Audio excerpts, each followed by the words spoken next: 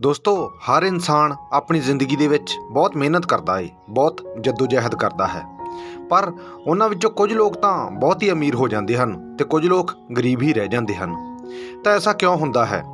ਅੱਜ ਦੀ ਵੀਡੀਓ ਇਸ ਟੌਪਿਕ ਤੇ ਆਧਾਰਿਤ ਹੈ। ਤੁਸੀਂ ਇਸ ਕਹਾਣੀ ਨੂੰ ਪੂਰਾ ਸੁਣੋ। ਕਹਾਣੀ ਦੇ ਐਂਡ ਵਿੱਚ ਤੁਹਾਨੂੰ ਇੱਕ ਸਟਰੋਂਗ ਮੈਸੇਜ ਵੀ ਜ਼ਰੂਰ ਮਿਲੇਗਾ। ਹੈਲੋ ਦੋਸਤੋ, ਰੂਹਾਨੀ ਗੁਰੂ ਚੈਨਲ ਵਿੱਚ ਤੁਹਾਡਾ ਸਵਾਗਤ ਹੈ। ਇੱਕ ਸਮੇਂ ਦੀ ਗੱਲ ਹੈ ਕਿ ਇੱਕ ਵਾਰ ਇੱਕ ਸਾਧੂ ਪਿੰਡ ਵਿੱਚ ਇੱਕ ਕਿਸਾਨ ਦੇ ਘਰ ਭਿਕਸ਼ਾ ਮੰਗਣ ਦੇ ਲਈ ਜਾਂਦਾ ਹੈ। ਕਿਸਾਨ ਘਰ ਦੇ ਬਾਹਰ ਆਉਂਦਾ ਹੈ ਤੇ ਸਾਧੂ ਨੂੰ ਹੱਥ ਜੋੜ ਕੇ ਉਹਦੇ ਚਰਨਾਂ ਵਿੱਚ ਡਿੱਗ ਪੈਂਦਾ ਹੈ ਤੇ ਰੋਣ ਲੱਗ ਜਾਂਦਾ ਹੈ। ਸਾਧੂ ਕਿਸਾਨ ਨੂੰ ਉਠਾਉਂਦਾ ਹੈ ਤੇ ਉਸ ਨੂੰ ਪੁੱਛਦਾ ਹੈ ਕਿ ਤੂੰ ਰੋ ਕਿਉਂ ਰਿਹਾ ਏ? ਤਾਂ ਕਿਸਾਨ ਕਹਿੰਦਾ ਹੈ ਕਿ ਮਹਾਰਾਜ, ਮੇਰੇ ਸਿਵਾਏ ਇਸ ਸੰਸਾਰ ਦੇ ਵਿੱਚ ਹੋਰ ਕੋਈ ਦੁਖੀ ਨਹੀਂ ਹੈ, ਨਾ ਹੀ ਮੇਰੇ ਵਰਗਾ ਕੋਈ ਗਰੀਬ ਹੈ। ਮੈਂ ਇੰਨਾ ਗਰੀਬ ਤੇ ਦੁਖੀ ਹਾਂ ਜਿਸ ਨੂੰ ਲਫ਼ਜ਼ਾਂ ਦੇ ਵਿੱਚ ਬਿਆਨ ਨਹੀਂ ਕੀਤਾ ਜਾ ਸਕਦਾ। ਮੇਰੇ ਰੋਣ ਦਾ ਸਭ ਤੋਂ ਵੱਡਾ ਕਾਰਨ ਇਹ ਹੈ ਕਿ ਤੁਸੀਂ ਮੇਰੇ ਘਰ ਭਿਕਸ਼ਾ ਲੈਣ ਦੇ ਲਈ ਆਏ ਹੋ। ਪਰ ਮਹਾਰਾਜ, ਮੈਂ ਕੀ ਕਰਾਂ? ਮੇਰੇ ਘਰ ਵਾਲੇ 3 ਦਿਨਾਂ ਤੋਂ ਭੁੱਖੇ ਹਨ। ਖਾਣ ਦੇ ਲਈ ਸਾਡੇ ਘਰ ਦੇ ਵਿੱਚ ਇੱਕ ਦਾਣਾ ਨਹੀਂ ਹੈ। ਪਿੰਡ ਦੇ ਲੋਕਾਂ ਨੇ ਵੀ ਮੇਰੀ ਬਹੁਤ ਮਦਦ ਕੀਤੀ, ਥੋੜ੍ਹੇ ਬਹੁਤ ਪੈਸੇ ਵੀ ਦਿੱਤੇ, ਪਰ ਦੇਣ ਵਾਲੇ ਲੋਕ ਕਿੰਨਾ ਕੁ ਦੇਣ? ਪਿਛਲੇ 3 ਦਿਨਾਂ ਤੋਂ ਅਸੀਂ ਭੁੱਖੇ ਹਾਂ। ਸਾਡੇ ਵਰਗਾ ਇਸ ਦੁਨੀਆ ਦੇ ਵਿੱਚ ਕੋਈ ਗਰੀਬ, ਅਨਾਥ, ਲਾਚਾਰ ਤੇ ਭੁੱਖਾ ਨਹੀਂ ਹੈ। ਤਾਂ ਕਿਸਾਨ ਦੀਆਂ ਗੱਲਾਂ ਸੁਣ ਕੇ ਕਿਸਾਨ ਨੂੰ ਚੁੱਪ ਕਰਾਉਂਦੇ ਹੋਏ ਸਾਧੂ ਹੌਸਲਾ ਦਿੰਦੇ ਹੋਏ ਬੋਲਿਆ ਕਿ ਤੇਰੇ ਵਰਗਾ ਇਸ ਦੁਨੀਆ ਦੇ ਵਿੱਚ ਕੋਈ ਧਨੀ ਵਿਅਕਤੀ ਨਹੀਂ ਹੈ।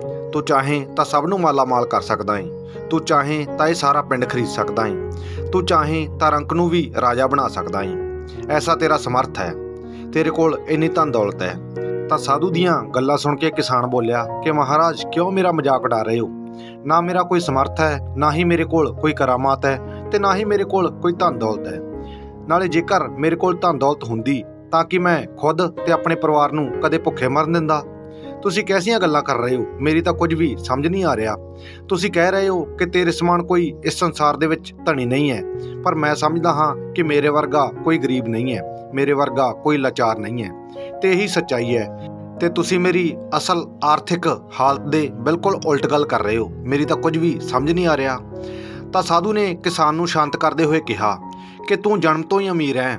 ਉਹ ਖਜ਼ਾਨਾ ਤੇਰੇ ਕੋਲ ਹੀ ਹੈ, ਪਰ ਤੂੰ ਅੱਜ ਤੱਕ ਉਸ ਨੂੰ ਪਹਿਚਾਨ ਨਹੀਂ ਸਕਿਆ, ਇਸੇ ਕਰਕੇ ਹੀ ਗਰੀਬ ਹੈ। ਰੁੱਖ, ਮੈਂ ਤੈਨੂੰ ਦਿਖਾਉਂਦਾ ਹਾਂ।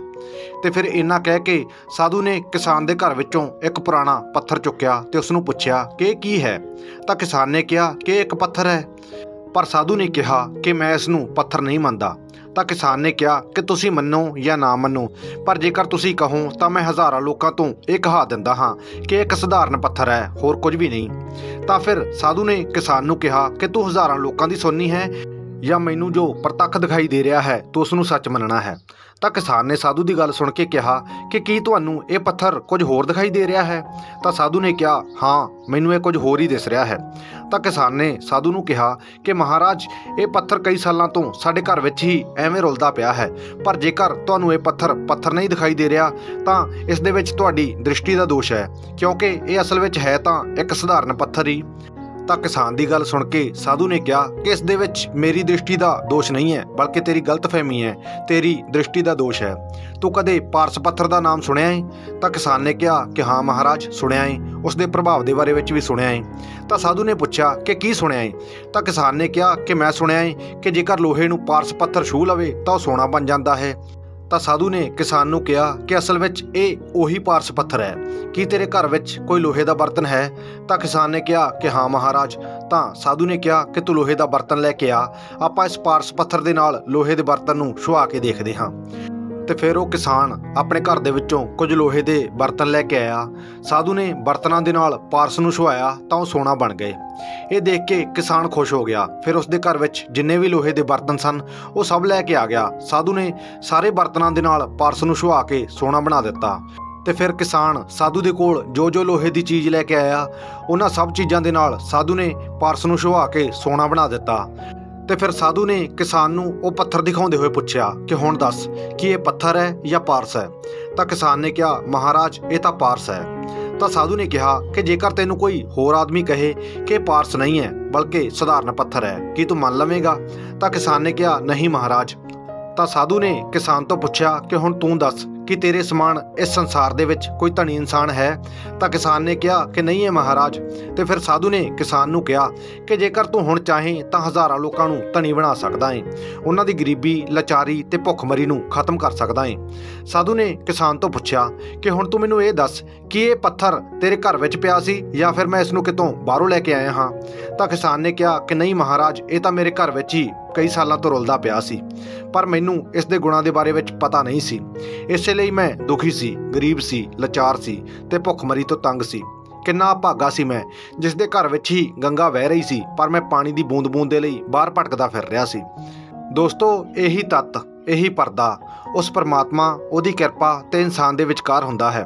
जिस तरह वो पारस पत्थर किसान दे घर विच पहलां तो ही मौजूद सी, पर वो उस दे गुणां नूं पहचान नहीं पाया सी, इसे कारण ही वो दुख भोग रिहा सी। इसे तरह ही हर इंसान दे अंदर वो परमात्मा विराजमान है ते उसदी दया दृष्टि हमेशा इंसान उत्ते बनी रहिंदी है। पर अज दा इंसान उस अकाल पुरख नूं तां पहचानदा नहीं जो इस सारी सृष्टि का दाता है ते संसारिक सुखों के लिए वो दर-बदर भटकदा फिरदा रहिंदा है। पर इस दे बावजूद असी अज जैसे भी हाँ, जिस मुकाम ते भी हाँ, इस विच किरपा सिर्फ उस अकाल पुरख वाहिगुरू दी ही है। इंसान मन्ने या ना मन्ने, जो उहदी किरपा नूं मनदे हन वो उस परमात्मा नूं जान लैंदे हन ते जानण दे नाल उस रब्बी जोत दे दर्शन करके उस नूं पा लैंदे हन ते फिर उन्हां नूं अंदर बाहर तो किसी भी चीज़ की कोई कमी नहीं रहिंदी। वो अंदर बाहर तो खुशियां दे नाल मालामाल हो जाते हैं। दोस्तों, इस तरह ही अज दा इंसान जदों तक अपने आप नूं पहचानदा नहीं उदों तक वो दुखी ही रहिंदा है। पर जिस दिन वो अपने आप नूं जान लैंदा है, अपने अंदर छुपी हुई उस रब्बी जोत नूं पहचान लैंदा है, उस दिन तो वो पारस पत्थर तो भी वध के बन जाता है ते अंदर बाहर तो खुशियां दे नाल मालामाल हो जाता है। सो दोस्तों, इसी जन्म में ये दो काम करो, एक नाम जपो, दूजा प्रेम करो, किसी जीव का दिल ना दुखाना कभी, मौत याद रखो, मालिक से डरो। सो दोस्तों, इत्थे ही ये कहानी खत्म होंदी है। तुहानूं वीडियो किस तरह की लगी कमेंट करके जरूर दस्सिओ। जे चंगी लगी तो अगे शेयर भी जरूर करियो। जल्दी मिलते हैं एक नवीं मोटिवेशनल वीडियो दे नाल। तद तक लई धन्नवाद।